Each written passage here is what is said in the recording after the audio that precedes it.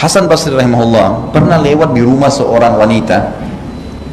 Wanita ini Bapak Ibu sekalian lagi marah sama anaknya. Ibu ini lagi marah sama anaknya. Tidak tahu anaknya buat apa, pokoknya marah besar. Anaknya sampai nangis, didorong keluar dari pintu, ditutup pintunya sama ibu itu. Anak itu merengek nangis, ibu maafin saya ibu gini. Hasan Basri penasaran, berdiri depan pintu, berdiri di seberang jalan, lihat anak itu tuh. Anak itu sambil nangis ngerengek sama ibunya sampai dia ketiduran. Anak itu kena lamanya nangis, ibu tolong, tidur. Ibunya dengar nggak ada suara lagi, dibuka pintu, ibunya sambil nangis lihat anaknya digendong, anaknya dibawa masuk. Hasan Basri sampai nangis melihat kejadian tersebut. Orang-orang di sekitarnya, murid-muridnya heran, imam, ada apa Anda nangis? Apa masalahnya? Anak itu biasa dipukul ibunya, disuruh keluar, sekarang dia sudah tidur, ibunya gendong. Kata Hasan Basri, lihat kalau orang beriman sudah dekat dengan Allah lain, dia bisa memandang sesuatu dari sisi yang lain. Dia mengatakan, demi Allah wahai murid-muridku, kalau seandainya seseorang diantara kita seperti anak itu kepada Allah, ya seperti anak itu kepada ibunya, kepada Tuhannya Allah, maka Allah akan memberikan apapun yang dia mau. Belum dikasih makin merengek, belum dikasih makin merengek, makin muhasabah, maka pasti Allah akan memberikannya sebagaimana ibu itu mengasihani anaknya. Karena kata Nabi SAW, Tuhan kalian Allah lebih sayang kepada kalian daripada ibu kepada anaknya. Jaminan. Ini jelas. Berapa banyak ibu yang mendoakan anaknya buruk karena sudah jengkel, mungkin sudah 2 tahun, 3 tahun tidak berbakti. Bukankah banyak orang yang durhaka 70 tahun dengan Allah masih dimaafkan?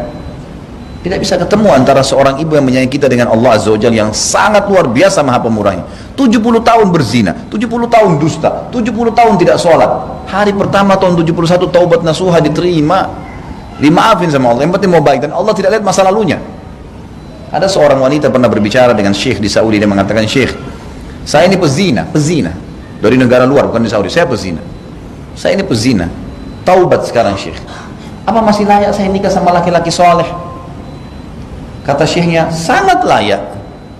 Karena Allah sudah menjadikan taubat itu sebagai pembersih atas dosa yang lama.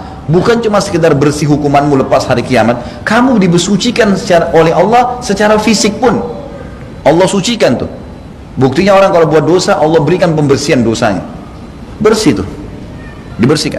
Dan kalau kau nikah dengan orang yang mengenal Tuhannya, orang saleh, dia tidak akan pernah melihat masa lalumu.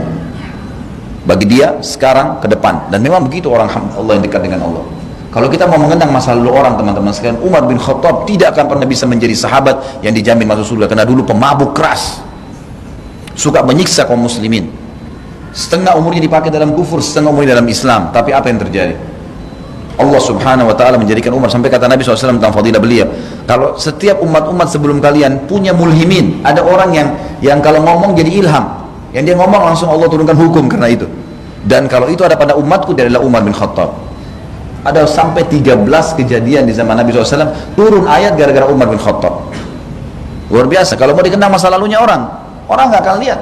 Orang Umar tiap hari dulu mabuk, dia bilang saya jadikan minuman khamr itu seperti minuman air putih, kebutuhan sehari-hari.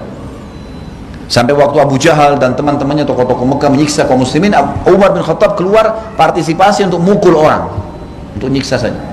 Tapi begitu hidayah datang, Allah melihat sekarang ke depan, bukan yang lalu. Selesai. Sampai konsep hidup kita sangat jelas. Masa lalumu, taubat kalau salah, bersyukur kalau benar. Hari ini milikmu, besok kamu cuma bisa memprogramkannya. Maksimalkan hari ini. Islam jelas, orang beriman baginya tatanan hidupnya jelas.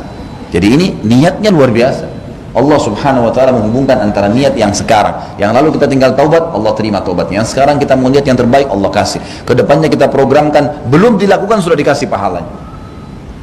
Harusnya kita paham bagaimana Islam dan Allah subhanahu wa ta'ala memudahkan semua itu buat kita.